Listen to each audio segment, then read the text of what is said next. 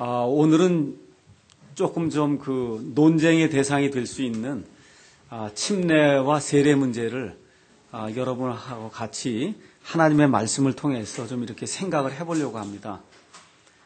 우리 한국에는 장로교회나 아니면 감리교회 또 성결교회 이와 같은 그 교회들이 주류를 이제 이루고 있고, 이런 교회들에서는 세례를 주죠. 또 이 로마 카톨릭 교회에서도 어려서 이제 영세라고 하는 걸 주죠. 영아 세례 아니면 유아 세례라고 하는 거. 그렇지 않으면 나중에 이제 또 입교하는 그와 같은 의식도 있고. 그래서 이제 한국의 문화권에서는 세례를 받는 게 그게 이제 보편화가 이제 돼 있습니다. 그래서 뭐 어떤 정치인이 계란을 맞으면 계란 세례를 받았다 그렇게 얘기하죠. 계란으로 이렇게 뭐 이렇게 던져갖고 피해를 보고 그러면 계란 세례를 받았다 그러고, 이와 같은 일들이 세상 사람들의 그런 말 가운데도 아예 그냥 세례로 이렇게 붙여졌습니다. 그런데 이제 저희가 사랑 침례교회라고 해서 이제 그 침례교회를 또 하다 보니까 많은 사람들이 이제 좀 오해를 합니다. 침례교회니까 이건 침례를 주는 거구나. 그런데 아까 어느 자매님이 얘기했듯이 순복음교회도 침례를 주고, 또 우리가 이제 이단이라고 이야기하는 몰몬교회도 침례를 주고, 글쎄 모르겠어요. 통일교회도 침례를 주나 모르겠네요. 통일교회는 어떻게 하는지 모르겠지만 하여튼 그렇게 이제 돼 있어요. 아까 뭐 안성홍파라고 얘기하는 거기서도 침례를 준다 그러고. 그래서 이게 성경대로 하는 사람들도 이렇게 침례를 주기도 하고, 또 어떤 사람들은 세례가 맞다 그래서 세례를 주기도 하고, 그래서 여기에 대해서 이제 혼동이 좀 많이 있습니다.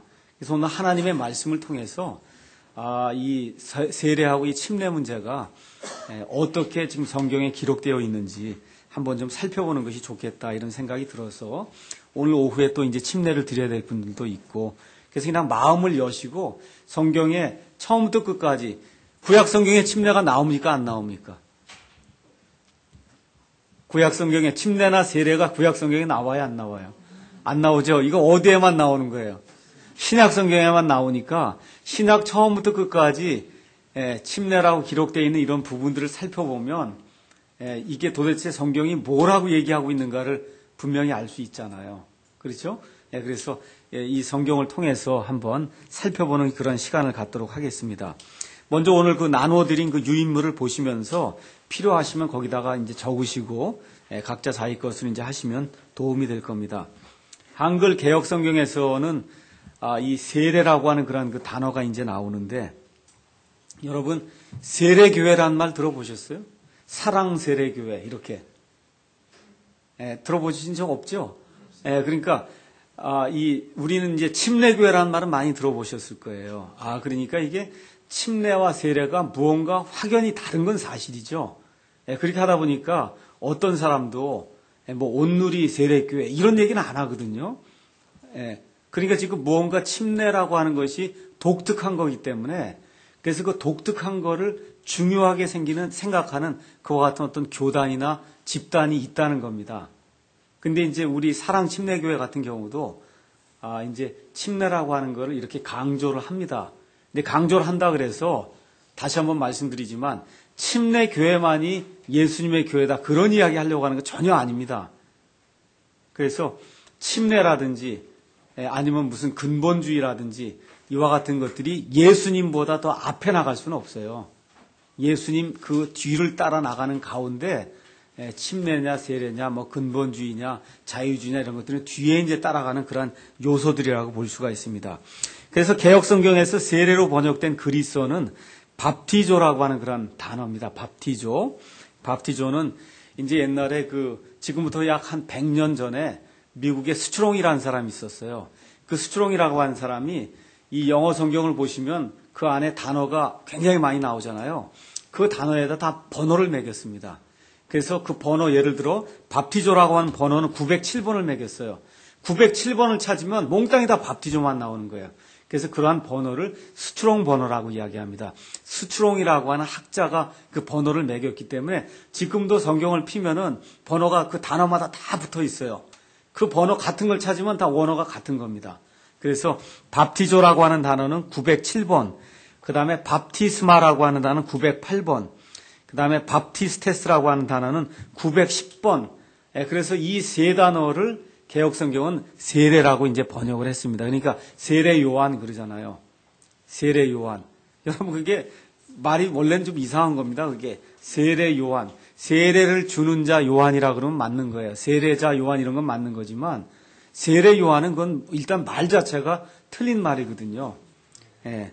그래서 이럴 때 나오는 게 이제 세례라고 하는 그런 이제 단어가 되겠습니다. 그러면 이 단어들은 어디서 나왔냐면 그리스 밥토에서 나왔어요. 밥토는 911번입니다. 그러니까 그 밥토에서 밥티스마도 나오고 밥티조도 나오고 밥티스테스도 나오고 이렇게 다 나왔는데 이 단어가 총 신약 성경에 115번 나옵니다. 115번. 그러니까 저와 여러분이 시간이 되면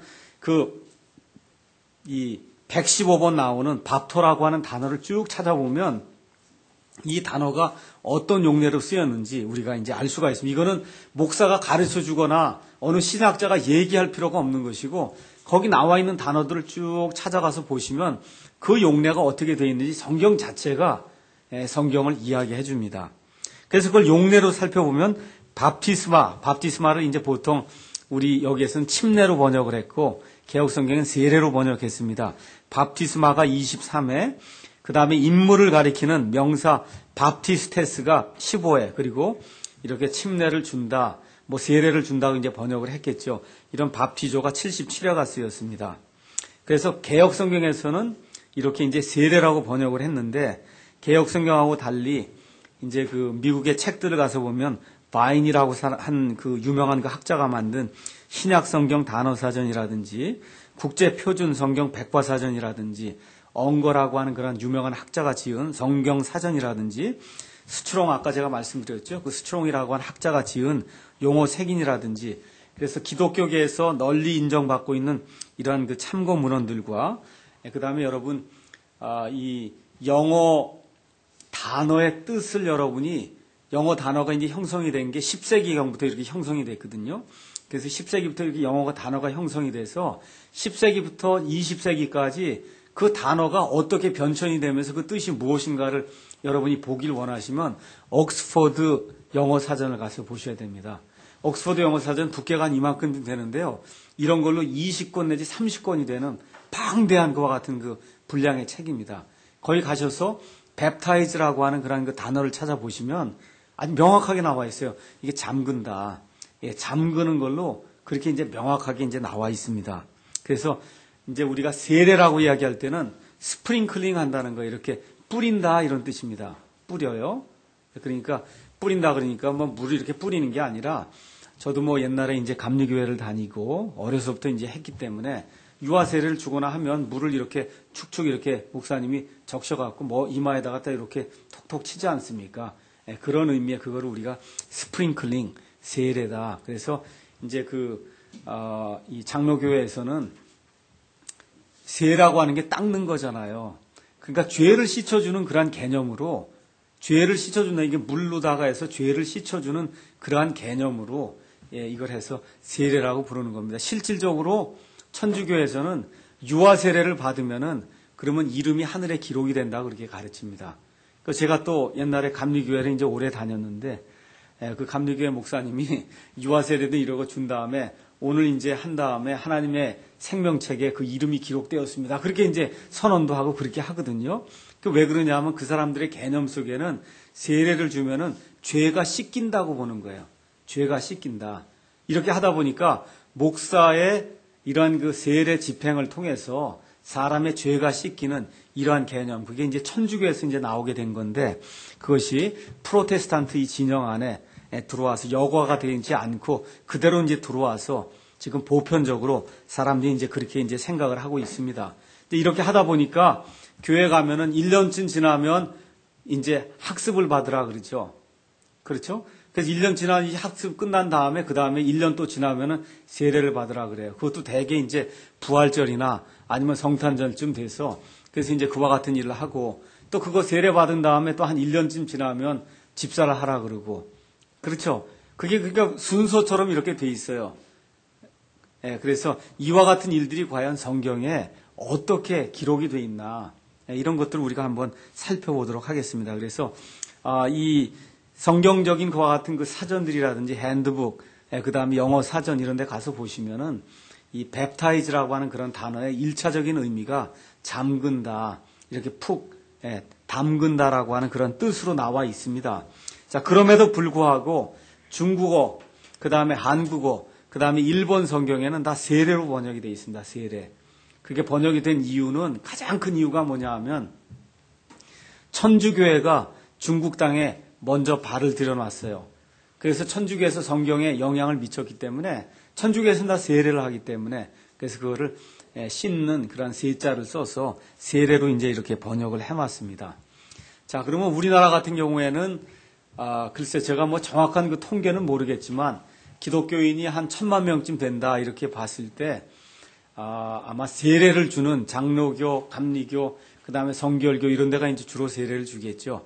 이런 데가 한 70% 정도는 되지 않겠나. 그렇게 좀 생각이 들어요. 침례를 주는 데가 한 20, 30% 정도 되고, 그래서 한국에서는 어느 교회를 가나 세례를 주는 게 이렇게 보편적으로 되어 있습니다. 근데 또 미국 같은 경우는 그와 정반대예요. 미국은 한 70% 내지 80%가 침례를 줍니다. 미국에는 주류가 침례교회고, 그 다음에 이 장로교회라든지 아니면 감리교회가 침례교회보다 훨씬 숫자도 적고 사람 숫자도 적고 그 다음에 교세가 약합니다. 그러면 전 세계적으로는 어떠냐 이거예요. 전 세계적으로 봐도 침례를 주는 사람이 훨씬 더 많습니다.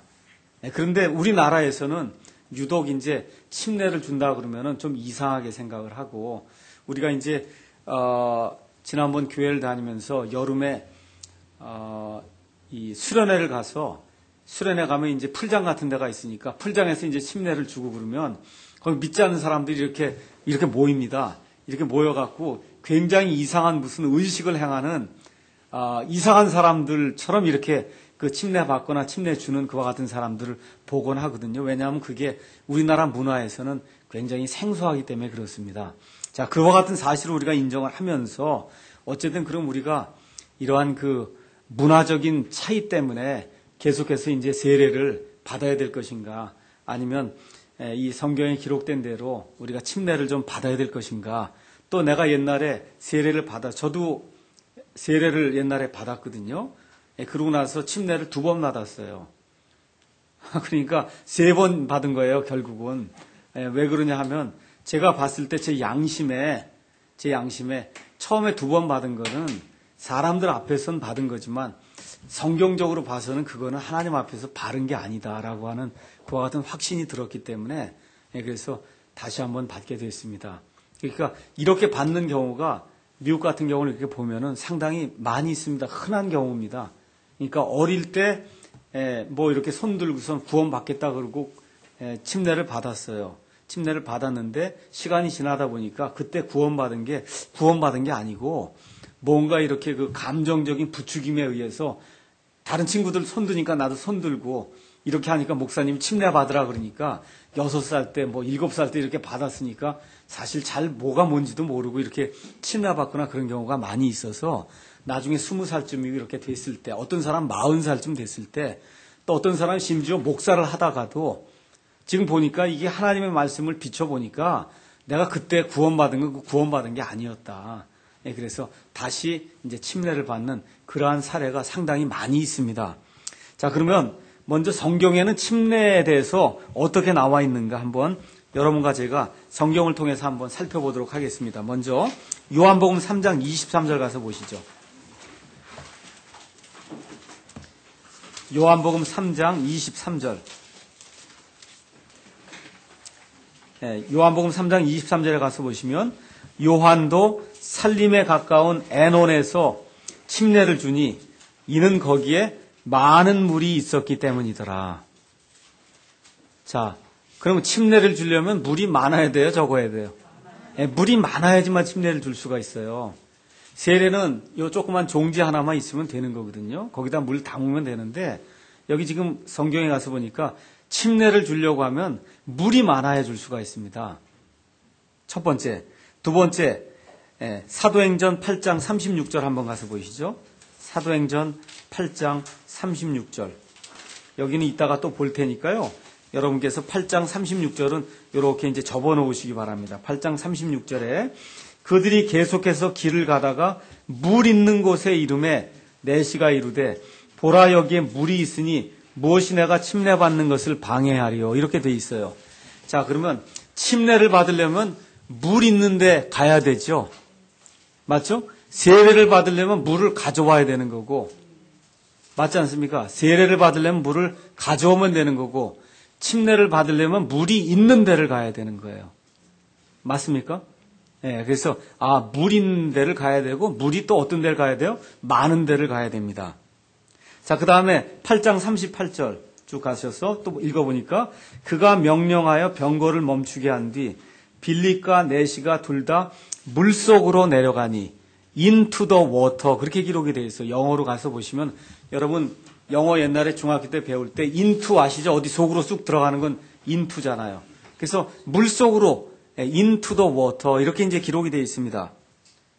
물속으로 내려가야 되는데 세례는 그럴 필요가 없어요. 물을 이렇게 축여서 그래서 머리에다 뿌리면 이제 되는 겁니다. 자, 그 다음에 요 그대로 두시고 마태복음 3장 6절로 한번 와서 보시죠. 마태복음 3장 6절 거기 가서 보시면 이스라엘 백성 중에 많은 사람들이 3장 6절에 자기 죄들을 자백하며 요르단 속에서 그에게 침례를 받더라. 거기 가서 보시면 인 졸단 이렇게 되어 있습니다. 인이라고 하는 단어 그 속 안에 들어가 있다는 얘기죠. 인이면 졸단은 요단 강이거든요. 그러니까 요르단 강 속에서 침례를 받은 거예요. 여러분 강에 이렇게 내려가고는 강물 뿌리려고 강 속으로 들어가진 않겠죠.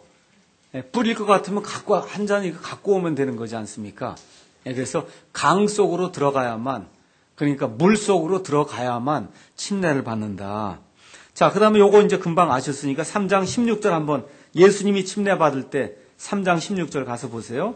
예수님께서 침례를 받으시고 똑바로 물속에서 올라오실 때 침례를 받게 되면 이렇게 몸이 똑바로 된 채 이렇게 물속에 들어갔다가 똑바로 이렇게 올라오거든요. 거기 가서 보면 물속에서 올라오실 때 영어로 가서 보면 out of the water 이렇게 돼 있어요. 물이 있는데 물에서 밖으로 이렇게 쑥 나온다 그런 얘기입니다. 그러니까 침례를 받으려면 물 속으로 들어가야 되고 강 속으로 들어가야 되고 그 다음에 거기서 밖으로 이렇게 나와야 된다. 성경이 분명하게 이렇게 이야기를 하고 있습니다. 우리 하나만 더 보겠습니다. 아까 읽었던 사도행전 8장 다시 넘어가시죠.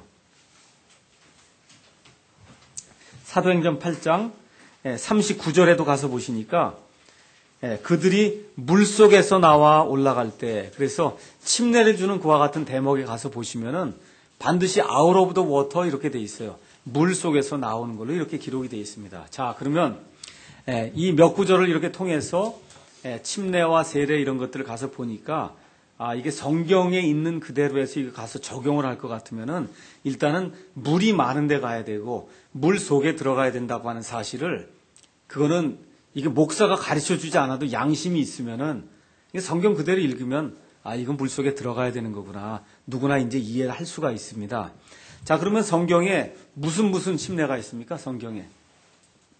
물 침례도 있고 또 뭐도 있어요? 성령 침례도 있고 또 뭐도 있어요? 불 침례도 있잖아요. 그렇죠? 한국 성도들이 오해하는 게 있어요. 불세례를 받아야 된다 그러거든요. 불세례. 불세례를 받으면 여러분 지옥 가는 거예요. 제가 보여드릴게요. 거기 한번 가서 보세요. 마태복음 3장 11절 12절 한번 가서 보세요.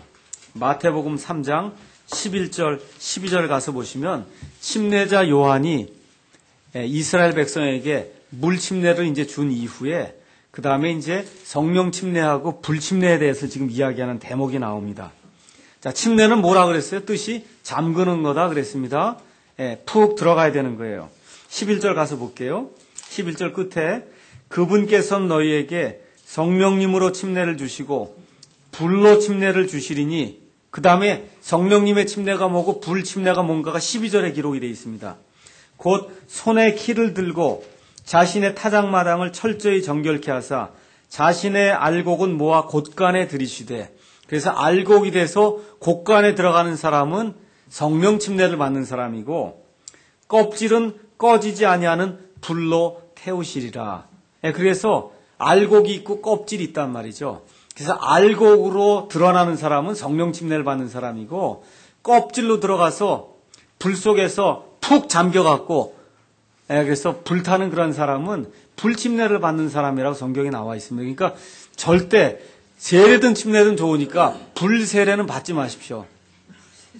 성경에 나오는 불세례는 지옥에 들어가는 거예요. 근데 이제 자꾸 이 사도행전 2장에 나와 있는 말씀, 이게 성령의 이제 불꽃 같은 것이 이렇게 임했다 하는 그런 얘기, 불의 혀 같은 것이 임했다. 그건 불이 임한 게 아니고, 불이 여러분 이렇게 해서 타고 올라가면 이게 혓바닥처럼 이렇게 해서 불이 이렇게 올라가거든요. 그렇게 생긴 게 임했다는 거지, 불이 임했다는 게 아니에요. 근데 그걸 자꾸 잘못 이해를 해갖고, 오순절날 불세례를 받았다고 자꾸 그러거든요. 그건 성경을 잘못 이해해서 그런 거예요. 불의 혓바닥처럼 생긴 것이 기도하는 사람들 가운데 내려왔다는 거예요. 그러니까 그 사람들이 혓바닥이 영어로 텅이에요, 텅. 그 텅이 임하니까 이 사람들이 방언을 했다는 거예요. 그 방언도 영어로는 텅이에요. 그러니까 텅이 임하니까 텅을 했다는 뜻이에요. 그걸 이제 잘못 이해해갖고 부흥 강사들이랑이 불세례를 받았다고 하니까 또 불세례를 찾아보니까 여기 마태복음에 나오거든요. 그러니까 불세례를 받아야 된다 그러는데 신약 성경이고 어디 가셔서 한번 보세요. 불이라고 하는 건 히브리서 12장에도 말씀하시고 하나님의 맹렬한 진노를 나타내는 때가 대부분입니다. 하나님은 맹렬하게 불같이 이 죄악을 소멸시키시고 죄인을 소멸시키는 그와 같은 일을 하시거든요. 그래서 절대로 불세례는 그런 게 아니에요. 그런데 한번 여러분 불세례를 받으면 어떻게 돼요? 불세례를 받으면 이마에만 불이 찍히는 거거든요. 이게 그렇잖아요. 이렇게 하면은. 근데 지금 여기 나와 있는 건 그게 아니라 어떻게 돼요? 껍질이 어디로 들어가는 거예요? 불 속으로 쑥 들어가는 거예요. 그럼 성령 침례는 어떻게 되는 거예요? 성령 속으로 쑥 들어가는 거죠, 우리가. 성령이 여기만 있으면 안 된다니까. 성령님이 여기 이마에서만 놀면 안 되고, 여기 머리끝부터 발끝까지 성령님 속으로 푹 들어가야 그게 성령 침례를 받은 사람이에요. 이 일이 언제 일어나냐 하면, 예수 믿고 구원 받을 때 성령님의 침례가 일어나는 겁니다. 자, 그러면 성령 침례는 죽을 때까지 몇 번 받아야 될까요? 성령 침례는 한 번 받는 거예요. 성령님 안으로 푹 들어가는 겁니다. 그렇게 되면 어떻게 돼요? 성령님 안으로 푹 들어가니까 내가 성령님 안에 있고 성령님이 내 안에 있고 이렇게 되는 거예요. 완전히 잠겨버리기 때문에. 그래서 성령 침례는 평생에 한 번만 구원 받을 때 받는 거예요. 그래서 성령님 안으로 들어가게 되면 그 이후부터는 성령님이 우리 가운데 내주하시거든요. 그 다음엔 뭘 추구해야 돼요? 성령 충만을 추구하는 겁니다. 성령님의 충만을 추구하셔야 돼요. 그래서 저와 여러분이 성령님의 충만한 가운데서 하나님의 것을 추구하면서 사는 것, 그 생활을 성화의 삶이다. 그렇게 이야기를 하는 겁니다. 자, 그러면 침례는 물침례, 성령 침례, 그 다음에 불침례가 있는데 세 가지가 다 어떻게 하는 거라고요? 푹 잠그는 거예요. 잠그는 거. 자, 그러면 왜 예수님이 이제 가셔서 우리 한번 마태복음 28장 한번 가서 보시죠. 마태복음 28장 19절 한번 가서 보시죠. 예수님이 명령을 주셨어요. 마태복음 28장 19절에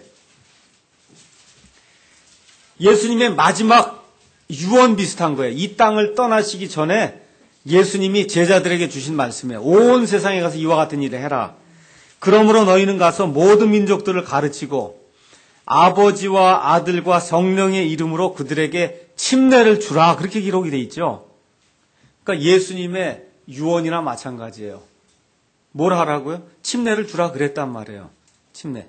그러니까 이게 침례를 준다고 하는 게 이 저와 여러분이 예수 믿고 그 다음에 구원받은 이후에 이 사람들이 행해야 될 그 일 중에 가장 중요한 일 중에 하나예요. 우리도 침례를 받아야 될 뿐만 아니라 침례를 다른 사람에게 권해서 받게 만들어야 된다고 예수님 말씀하시지 않습니까? 그렇죠? 그러면 침례가 도대체 뭐 하는 거냐 이거예요. 가장 중요한 거면 제가 오늘 말씀을 드리겠습니다. 저와 여러분이 그리스도인이다 그렇게 불리죠. 맞습니까? 사도행전 11장에 가서 보시면 안디옥에서 처음으로 예수 믿는 사람들이 그리스도인이다 그렇게 불렸다 그랬어요. 그리스도인은 쉽게 얘기하면 그리스도를 따르는 사람이에요. 그리스도를 따르는 사람이에요. 그래서 여러분과 제가 여기 남한에 살고 있어요. 남한에 살고 있으니까 남한 사람으로서의 신분이 있습니다. 또 저기 북한에 살고 있는 사람 북한 사람으로서의 신분이 있어요. 그러니까 저와 여러분이 예수님과 동일한 신분을 가졌다는 거예요. 예수님과 동일한, 여러분 신분증 아시죠? 신분증. 예, 그거 우리가 영어로는 ID라고 얘기하잖아요. Identification Card. 그래서 ID 카드라고 얘기하거든요. 예수님하고 우리가 똑같은 ID 카드를 가지면 그럼 우리가 그리스도인이에요. 예수님하고 똑같이 되면 그리스도인이다 그 얘기예요. 그럼 예수님의 사역에서 가장 중요한 사역이 뭐냐? 뭐가 가장 중요한 사역? 예수님의 33년 반 동안의 지상 사역에서 가장 중요한 것 뭐예요? 예, 십자가에서 죽으셨다가 묻히셨다가 부활하신 그 일이 예수님의 이 지상 사역에서 가장 중요한 거죠. 그렇죠? 그러니까 죽었다가 묻히셨다가 일어나는 일이 필요한 거예요. 그 일을 저와 여러분이 예수님과 더불어 동일하게 그 일을 공유하는 사람이 됐다는 뜻입니다. 그게 그리스도인이 된다는 뜻이에요. 어떻게 해요? 죽었다가 내 옛사람은 죽어서 묻혔다가 그래서 묻히는 거야. 죽은 다음에 묻어야 돼요. 묻은 다음에 내 새 사람이 이렇게 일어나는 그와 같은 일이 나타났다는 거예요. 그래서 침례를 주라고 하는 건 무슨 뜻이냐면 예수님이 얘기한 나와 함께 죽었다가 묻혔다가 그 다음에 부활했다고 하는 그러한 경험을 가진 그와 같은 사람들을 만들어내라는 겁니다. 여기 지금 예수님이 말씀하시는 포인트가 그거예요. 침례를 줘라. 가서 물 뿌려라. 그런 얘기가 아니고 이 그리스도인을 삼으라는 얘기입니다. 그리스도인을 삼는다고 하는 얘기는 예수님의 이 지상에서의 죽으심과 그 다음에 묻히심과 그 다음에 부활하심의 그 일에 동참해서 그 모든 일을 공유하는 그와 같은 사람들을 만들라는 뜻입니다. 그러니까 뭐가 있어야 돼? 반드시 죽음과 그 다음에 장사되는 일과 그 다음에 부활되는 그와 같은 일이 침례라고 하는 그런 그 말 가운데 들어가 있어야 되는 겁니다. 그래서 그게 없으면은 그러면은 구원받지 못하는 거예요. 잘 들으세요. 이거 침례 받지 못해서 구원받는 얘기가 아니라 제 이야기는 예수님과 함께 죽었다가 묻혔다가 내가 부활했습니다라고 하는 그와 같은 그 확신이 없으면 그럼 구원받지 못한다는 겁니다.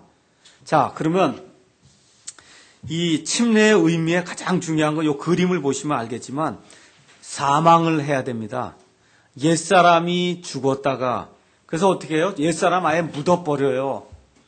묻었다가 어떻게 돼요? 새 사람으로 다시 일어나는 거. 요게 나타나야 돼요. 요게. 그러니까 이것이 그렇다 그래서 이거 사람을 갖다가 묻을 수는 없잖아요.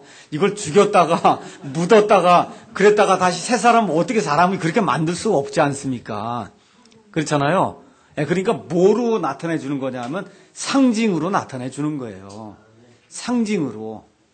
그래서 그러면 제가 침례를 받을 때 뭐를 제가 간증을 하는 거냐. 오늘 침례 받는 분 중에 어느 분도 간증을 우리 경화자매님 외에는 간증을 안 했잖아요. 근데 마음속에다 뭐가 있는 거냐 하면 하나님 앞과 하나님이 세 분, 아버지 하나님, 그렇죠? 아들 하나님, 그 다음에 성령 하나님. 근데 한 하나님이에요. 그 삼위일체 하나님 앞과 그 삼위일체 하나님에게 속한 하늘의 천상의 존재들 있죠. 천사들, 선한 천사들이 있어요. 그 존재들 앞과 또 누가 있어요? 마귀와 마귀의 천사들, 악한 천사들이 있거든요. 그 천사들 앞과 이 믿는 사람들 앞과 또 믿지 않는 사람들 앞에서 나는 예수님과 함께 죽었다가 예수님과 함께 묻혔다가 예수님과 함께 나는 일어난 사람입니다. 라고 하는 그러한 고백을 하는 거예요. 그러니까 침례라고 하는 건 다른 거 없어요. 나 구원받았습니다 하면 침례 받으면 되는 거예요. 여기에 무슨 다른 어떤 끈을 붙일 필요가 없습니다. 나는 침례 받았습니다 라고 고백을 할 때는 성경적으로 침례를 받았으면 그 얘기는 나는 예수님과 함께 묻혔다. 내 옛사람은 죽었습니다. 죽었어요. 내 모든 죄악은 하나님이 완전히 100% 완전히 용서하셨습니다. 하나님이 내 모든 죄악은 기억도 안 하십니다. 나는 새 사람으로 다시 일어났습니다 하는 그 요소가 나타날 때 그때 그 사람이 정말 성령님으로 침례를 받은 사람이고 성령으로 침례 받았다고 하는 그러한 증거를 사람들 앞에 뭘로 나타나는 거예요? 물 침례로 나타내는 거예요. 그러면 뭐가 먼저 있어야 돼요? 뭐가 먼저 있어야 돼요? 성령 침례가 있어야 돼요. 성령 침례. 성령 침례를 받으면 그걸 받은 증거를 사람은 모르잖아요. 그렇죠? 내가 성령 침례 받은 걸 나 외에는 누가 합니까? 하나님의 영과 나 외에는 모르죠? 그러니까 내가 알고 있으니까 사람들 앞에, 하나님 앞에 내가 이거를 고백을 하는 겁니다. 자, 그러면 이 성경을 가서 한번 읽어보도록 하겠습니다. 골로새서, 먼저 로마서 먼저 읽어보죠. 로마서 6장 3절에서 4절 한번 가서 보겠습니다. 로마서 6장 3절에서 4절 말씀 보겠습니다. 다 찾으셨죠? 제가 한번 읽어볼게요. 예수 그리스도 안으로 침례를 받은 우리가, 자, 여기를 세례로 한번 바꿔보세요.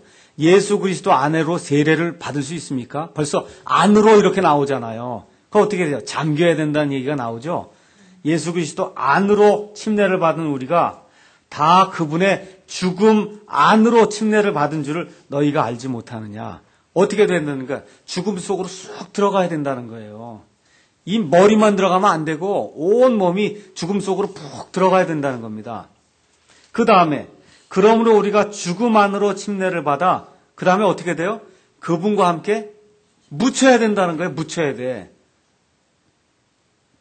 그렇죠? 그 다음에 또 뭐가 있어요? 그렇게 묻히는 이유는 왜 그러냐? 이것은 그리스도께서 아버지의 영광을 힘입어 죽은 자들로부터 일으켜지셨거든요. 일으켜지신 것 같이 우리도 생명의 새로움 속에서 걷게 하려 함이라. 우리가 묻힌 다음에 어떻게 된다고요? 생명의 새로움 속에서 걷게 하려 합니다. 그래서 5절도 또 뭐라고 나오냐? 만일 우리가 그분의 죽음과 같은 모양으로 함께 심겼으면, 여러분 심으려면 어떻게 해야 돼요? 땅속에 갖다 묻어야죠. 묻어야 되는 거예요. 심겼으면 또한 그분의 부활과 같은 모양으로 되리라. 그분이 부활하셔서 어떻게 해요? 무덤 속으로 나오셨잖아요. 이와 같은 모습이, 잘 들으세요, 먼저는 영적으로 성령 침례를 통해서 여러분과 제 속에 일어나야 됩니다. 그게 일어난 다음엔 물 침례를 통해서 이와 같은 것이 상징적으로 사람들에게 하나님 앞에 보여지도록 그렇게 물 침례를 받아야 된다는 거죠. 그러니까 이런 구절들을 세례로 한번 바꿔놓고 여러분이 한번 3절, 4절, 5절을 읽으면 물 뿌리는 걸 통해서 이렇게 묻혔다가 속으로 쑥 들어갔다, 이런 게 상징으로 전혀 나타나지 않는다는 겁니다. 그러니까 중요한 것은, 잘 들으세요, 세례받고 침례받은 것이 구원하고 상관이 있습니까? 없습니까? 구원하고, 간접적으로, 자, 구원 받는데 세례 받는 거하고 침례 받는 게 물 침례 얘기하는 거예요. 구원 받는데 무슨 효과가 있습니까? 없습니까? 없죠. 없어요. 그래서 다행인 거예요. 그 세례교인들은 참 다행인 거예요. 이게 하나님이 그래도 그걸 그렇게 용납해 주셨기 때문에. 그러니까 그분들은 뭘 받은 거예요? 성령 침례만 받으신 거예요. 성령 침례를 받아서 예수님의 몸에 지금 들어가 있는데 뭐는 안 한 거냐? 예수님의 명령에는 순종을 아직 안 한 거예요. 왜 그래요? 안 하고 싶어서 안 한 것도 아니에요. 교회가 안 하기 시킨 거예요. 교회가, 왜? 우리 로마 가톨릭 교회에서 나와서 가톨릭 교회에서 세례를 주니까 우리 교회는 그냥 법으로 세례를 줍니다 하고 그냥 저 위에 100년 전부터 시작해서 세례를 주는 걸 하다 보니까 여기 있는 그 양들은 아무 생각이 없이 교회에서 세례를 뿐이 안 주니까 침례가 뭔지 세례가 뭔지 아무것도 모르고 습관적으로 전통을 따라서 이렇게 하다 보니까 세례를 받게 된 거지, 성도들에게 책임 있는 건 아니에요. 사실 몰라서 그런 거니까, 교회가 그렇게 안 하기 때문에 그런 거니까. 그런데 성경적으로는 예수님의 명령에 지금까지 내가 10가지를 다 순종했다 하면 요걸 하나 더 순종하면 11가지를 순종하는 거예요. 11가지. 그래서 이 침례 안에는 그게 꼭 들어가 있어야 됩니다. 묻히는 일, 죽는 일, 그 다음에 이렇게 부활하는 그와 같은 일들이 반드시 이제 있어야 된다는 거죠. 자, 그러면 그 다음 장으로 넘어가셔서, 그럼 누가 침례를 받냐, 이거. 누가 침례를 받냐. 자, 아까 제가 말씀드렸듯이 천주교에서는 아이들에게 물 뿌리고, 그리고선 유아세례 주고, 아니면 영아세례를 주고는 하늘에 이름이 기록되었습니다 하고 사자가 꽝꽝꽝 하면은, 그럼 구원받는 걸로 그렇게, 이렇게 여겨집니다. 여러분, 그게 가능한 일이겠어요? 물을 뿌려갖고 사람의 이름이 하늘의 생명책에 기록이 되면, 그러면 예수님이 죽으실 이유가 전혀 없는 거잖아요.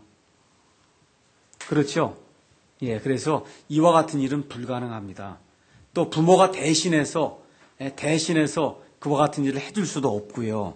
그래서 성경은 이와 같은 걸 세례 중생교리라고 이야기해요. 세례를 통해서 사람이 다시 태어난다.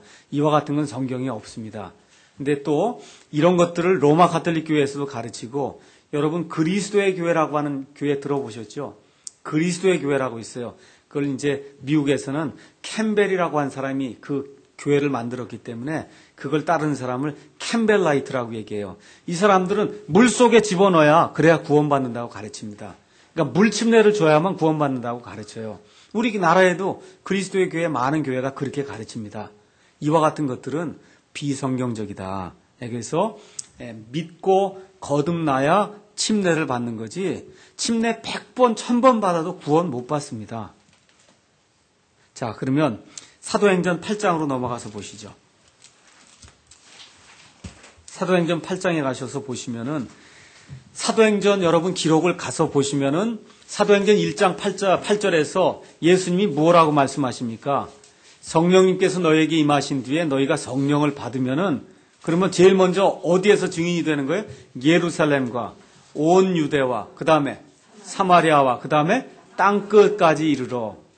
그래서 나를 위한 증인이 된다는 거예요. 자, 그렇게 돼서 사도행전의 기록은, 잘 들으세요. 사도행전의 기록은 예루살렘에서 예수 믿는 일, 그 일 먼저 적는 겁니다.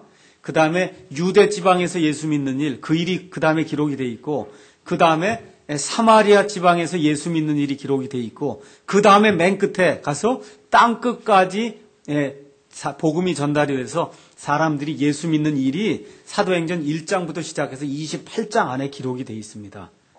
그러면 처음에 이방인이 어디서 구원받는다고 제가 말씀드렸어요? 처음으로 이방인 구원받는 거.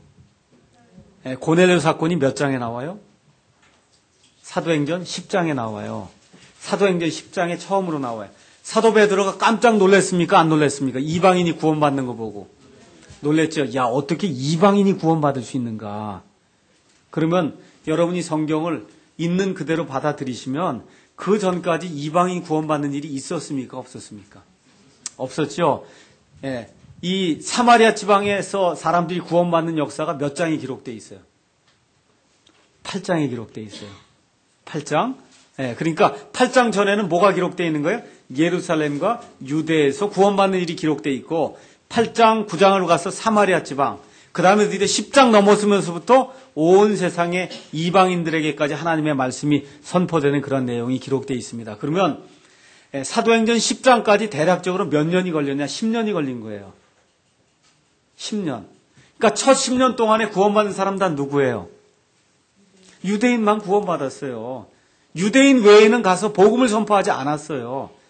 그러니까 하나님이 때가 되니까 드디어 베드로에게 반상을 줘서, 그래서 속된 그와 같은 그 짐승들도 먹게 하지 않습니까? 기어다니는 거 먹게 하지 않아요. 그걸 통해서 이방인들도 구원하시는 걸 하나님이 처음 보여주니까 그 이후부터 이방인들도 구원받는 역사가 거기에 기록이 되어 있습니다. 자, 그래서 사도행전 8장에 사마리아 지방에 가서 누가 복음을 선포했냐 하면 빌립이라고 하는 하나님의 말씀을 맡은 사람이 가서 선포했어요. 빌립이 열심히 선포하고 있는데 하나님의 영께서, 야, 빌립아, 이제 그만 거기서 하고 저쪽 사막으로 내려가는데, 거기 가면 가자라고 하는 동네가 있는데 그 가자로 빨리 가라. 거기에 너를 기다리고 있는 사람이 있다. 그래서 가자로 이제 하는 그 광야를 내려갔더니, 그 광야에 지금 누가 가고 있어요? 이디오피아 내시가. 이디오피아 내시는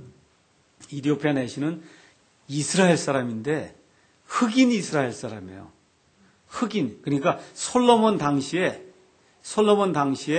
이디오피아의 그 스바의 여왕이 와서, 그래서 그 이후부터 이 전승에 따르면은 솔로몬과 그 여인 사이에 아기가 태어나기 시작하면서부터 그래서 그 여인들을 통해서 이디오피아 지방에 유대인들이 생겨나기 시작했다. 그래서 이디오피아 지방에는 옛날부터 유대인이 막 흑인 유대인이 굉장히 많았어요. 이 사람들이 흑인 유대인이에요. 근데 실질적으로는 반만 유대인인 거죠. 반만. 그러니까 어떻게 되냐? 순수 유대인. 그 다음에 사마리아 사람도 반만 유대인이죠. 맞죠? 네, 반만 유대인인 사람. 이디오피아 내시도 반만 유대인인 사람. 여기 전달이 된 다음에 그 다음에 맨 마지막으로 100% 이방인. 이렇게 복음이 이렇게 쭉 전파가 되는 겁니다. 자, 그래서 사도행전 8장에 가서 이 내시에게 복음을 선포하라 그러는데 내시에게 복음을 선포하러 갔더니 내시가 이사야서 53장 말씀을 읽고 있었어요. 그래서 여기 그 이사야서 53장이 이야기하는 이분이 누구냐? 이 53장을 기록한 선지자 이사야냐, 대언자 이사야냐, 아니면 누구를 이야기하냐 하니까 빌립이 그 성경 기록에서부터 시작해서 예수님을 선포하는 대목이 쭉 나옵니다. 맞죠? 그래서 예수님을 다 선포하니까 아까 읽은 대로 36절에 그들이 계속해서 길을 가다가 물 있는 곳에 이르매 내시가 이르되 보라 여기에 물이 있으니 무엇이 내가 침례받는 것을 방해하려 하며 그 다음에 37절 개역성경 가서 보면 뭐라고 기록되어 있다고요? 없음 하고 그렇게 기록이 되어 있단 말이에요. 37절을 좀 여기 가서 내시가 보라 여기 물이 있으니까 내가 침례를 받으려고 하는데 도대체 뭐 때문에 내가 침례를 못 받냐. 그랬더니 거기 없음하고 기록이 됐단 말이에요. 없음. 없음이 아니에요. 우리 다 같이 한번 37절 읽겠습니다. 시작. 빌립이 이르되 만일 그대가 마음을 다하여 믿으면 받을 수 있느니라 하니 내시가 응답하여 이르되 예수 그리스도께서 하나님의 아들이심을 내가 믿노라 하니라. 그럼 제가 여쭤볼게요. 침례를 받으려면 제일 중요한 게 뭐가 있어야 되는 거예요? 물론 물이 있어야죠. 물 말고 그 다음 구원받아서 무슨 고백이 있어야 돼요? 예수님이 하나님의 아들이시고 그분이 나를 구원하신 분이시고 그분이 나를 위해서 십자가에 죽으시고 묻히시고 그 다음에 부활하신 그분이다. 그래서 그분과 동일하게 나도 성령님의 침례를 받고 그래서 예수님과 같이 동일한 공동 상속자가 됐습니다. 라고 하는 그런 고백이 있을 때 그 다음에 어떻게 해요? 38절에 그가 명령하여 병거를 멈추게 한 뒤 빌립과 내시가 물속으로 들어가서 침례를 받게 되는 거거든요. 그러니까 어떤 사람이 받을 수 있어요? 구원의 고백이 확실한 사람이 받을 수 있는 거예요. 자, 그러면 어떤 사람이 구원받을 수 있을까요? 3살짜리가 여러분 구원받을 수 있을까요? 3살? 왜 안 될까요? 3살짜리. 이게 안 되잖아요. 뭐가 안 돼요? 예수님이 내 구원자이십니다 하는 고백을 못 하잖아요. 걔가 어떻게 깨달아서 하겠어요? 그렇잖아요. 복음을 깨달아야 하는 거예요. 복음을 깨닫지 못하면 구원을 못 받아요. 그러니까 그런 자들에게 그렇게 나이가 어린 자들은 그때 죽으면 하나님은 어떻게 해요? 그건 천국으로 하나님이 직행을 시켜주는 거예요. 정신박약아들도 하나님이 죽으면 복음을 깨닫지 못하는데 그 사람은 어떻게 지옥에 넣습니까? 그래서 그런 사람 하나님이 직행 천국으로 보내주시고 그래도 나이가 한 8살, 9살 이렇게 되면서 이 예수님이 뭐고 죄가 뭐고 죄인이 뭐고 천국과 지옥이 뭔지를 깨달아 알 수 있는 그래서 영어로 얘기하면 회개보고를 할 수 있는 나이에 이른 사람. 하나님 앞에 가서 회개보고를 해야 된다고 우리가. 회개보고를 할 수 있는 나이에 이르렀을 때 예수님을 거부한 이런 사람은 그건 지옥에 가는 거예요. 그래서 이와 같이 회개보고를 할 수 있는 사람이 나는 예수님이 나를 구원해 주신 분임을 내가 확신합니다. 그렇게 하고 고백을 하게 되면 그러면 어떻게 돼요? 누구든지 다 침례를 받을 수 있는 겁니다. 자, 그러면 침례 시기 한번 가서 보겠습니다. 침례. 자, 침례는 그럼 언제 받는 거냐? 자, 여기 이디오피아 내시가 내가 예수님이 내 구원자이심을 확신합니다. 하고 난 다음에 1년 있다 받습니까? 아니면 하고 난 다음에 곧바로 받습니까? 곧바로 받는 겁니다. 그래서 일반 교회에서 하는 것처럼 6개월 기다리고 1년 기다리고 그런 게 아니고 구원 받으면 받는 거예요. 여기에 무슨 조건이 없어요. 아이고 나는 무슨 자격이 없는데요. 내가 무슨 선한 일을 한 게 있나요? 교회를 다닌 지 얼마 되질 않았는데 이거하고 상관이 없어요. 어떤 사람이면 침례 받을 수 있는 자격이 있어요? 구원 받은 사람이면 자격이 있는 거예요.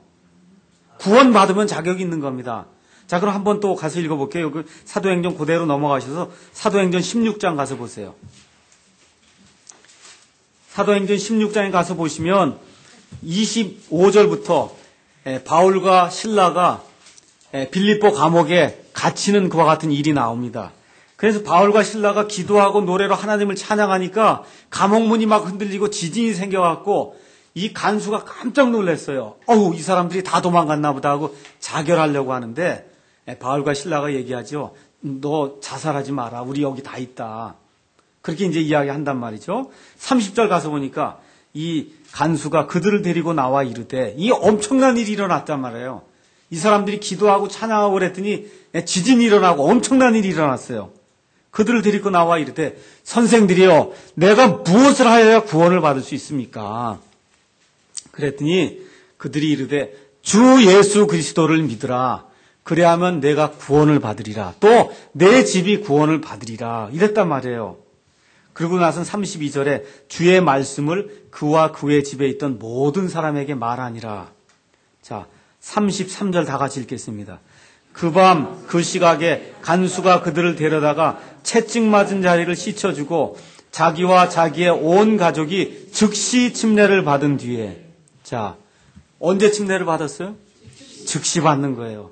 구원 받으면 구원의 그 감격이 사라지기 전에 그냥 즉시 받는 게 제일 좋은 거예요. 근데 이제 우리가 이제 교회를 시작하다 보니까 이렇게 침례를 받아야 될 때가 마땅치 않기 때문에 이렇게 모아갖고 이렇게 침례를 주는 거죠. 제일 좋은 거는 침례탕이 교회에 이렇게 있어서 항상 침례 받기 원합니다. 구원 받았습니다, 제가. 그럼 그 자리에서 침례를 주는 게 제일 좋은 겁니다. 자, 그러면 침례 방법 가서 보겠어요. 자, 그러면 이 빌립보 감옥의 간수는 자기 집에서 침례를 받았죠. 그렇죠? 예수님은 어디서 침례를 받았어요? 요르단 강에서 받았죠. 또 우리가 침례 받은 사람 이디오피아 내시는 어디서 받았어요? 사막에서 받았죠. 또 어떤 사람이 그렇게 얘기를 해요. 아유, 그렇게 침례를 줄 것 같으면은 그 요르단 강에 가서 그물로 줘야 되는 거 아닙니까?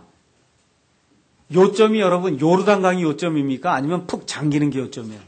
잠기는 게 요점이란 말이에요. 중요한 요점은 요르단 강 물로 주는 게 그게 요점이 아니고 뭐가 나타나야 돼요? 죽었다가 묻혔다가 다시 일어나는 게 나타나면 되는 거예요. 그러니까 침례탕 속에 물 속에 들어가든 강 속에 들어가든 바다 속에 들어가든 목욕탕 속에 들어가든 상관이 없습니다. 물 속에 들어가서 내가 예수님과 함께 동일하게 죽었다가 묻혔다가 일어났다고 하는 그런 고백만 있으면 그러면 어디든지 침례를 받을 수 있는 겁니다. 자, 그래서 이 특별한 경우가 아닌 한은 교회에서 이제 주로 목사가 주지요. 근데 미국 같은 교회는 교회가 이제 크잖아요. 어떻게 대부분 하냐면은 예배가 끝나자마자 침례를 바로 줍니다. 이 뒤에 침례탕 요 뒤에 걸려 있어요. 뒤에 이게 2층 같으면 침례탕 요 위로 해놔갖고 유리로 다 보이게 해놨어요.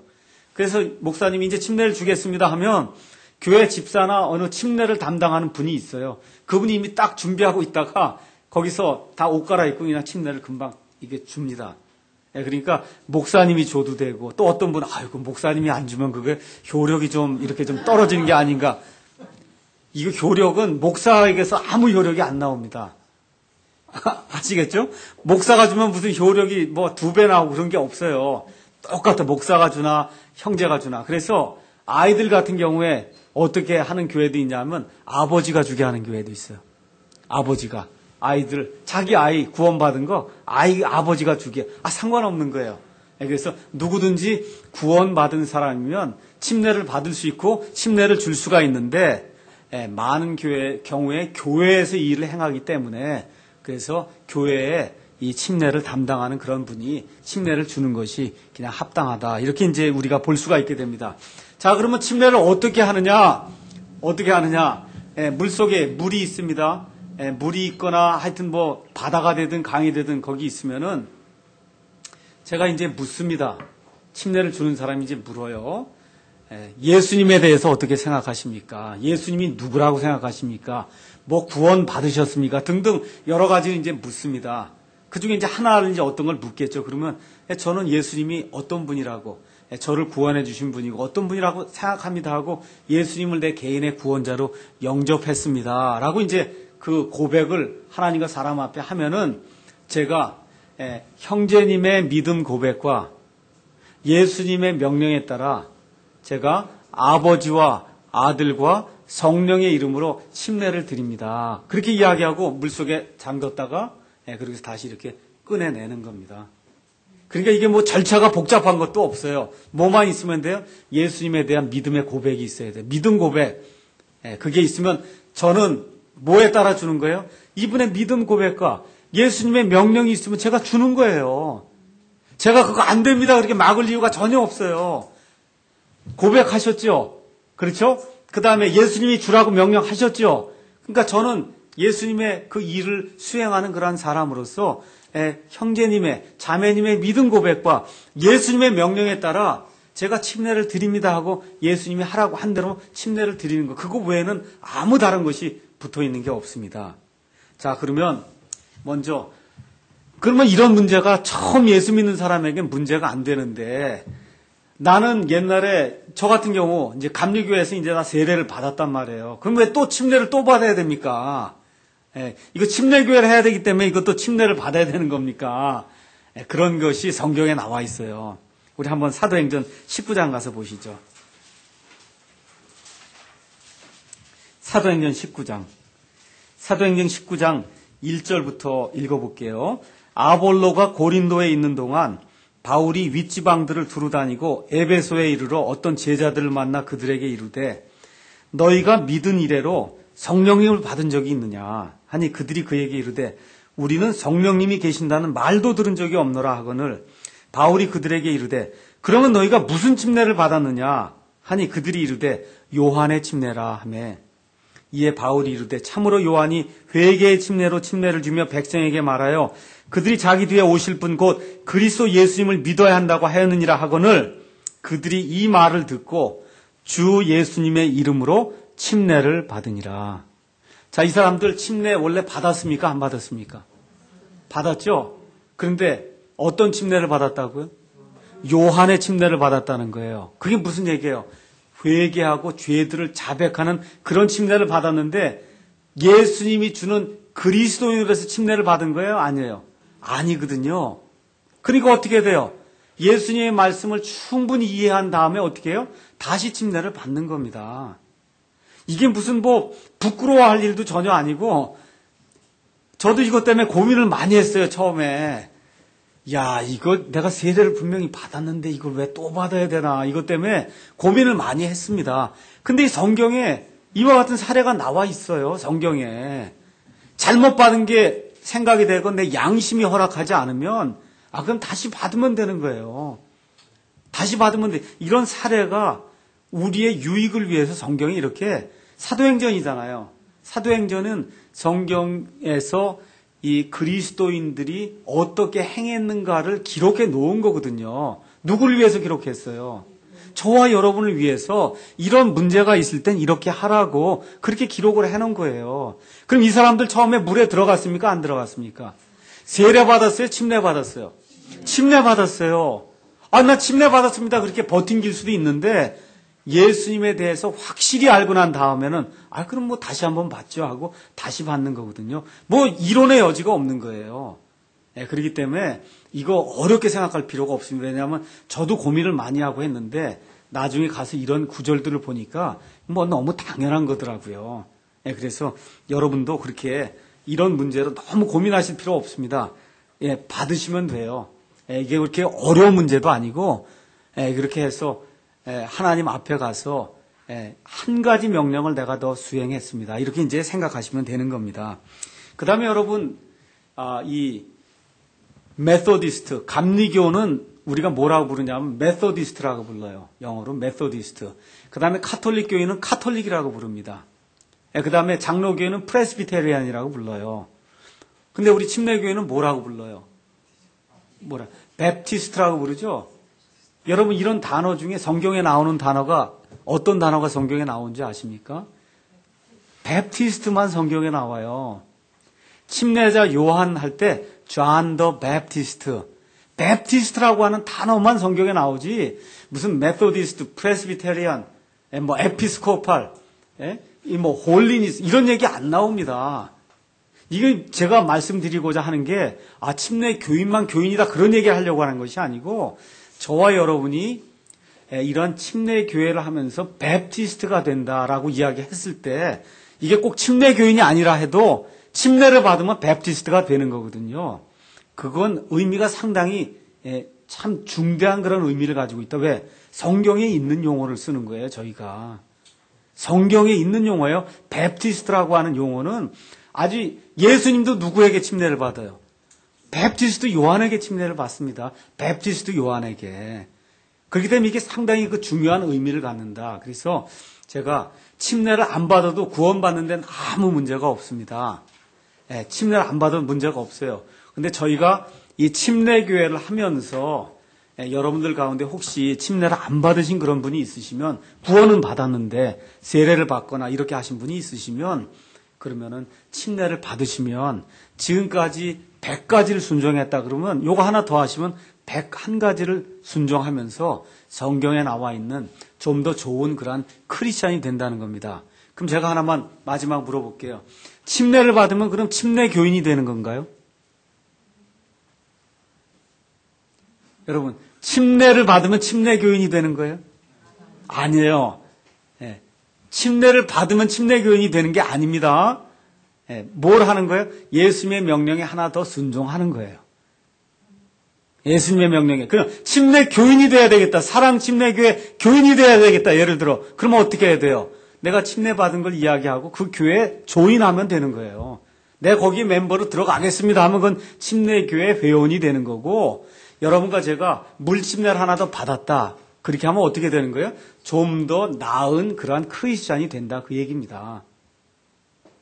그래서 이 내용을 기억하시고, 또 하나 제가 처음에 시작할 때 뭐라고 말씀드렸냐 하면, 침례교회만 교회냐? 이것도 침례를 강조하니까 침례교회만 교회라고 이야기하느냐? 제가 그렇게 이야기한다 그랬습니까? 아니에요. 예수님의 그 몸된 교회 안에는 장로교인도 있고, 이 감리교인도 있고, 그러니까 세례교인도 있고, 침례교인도 있고 다 있습니다. 다 있어요.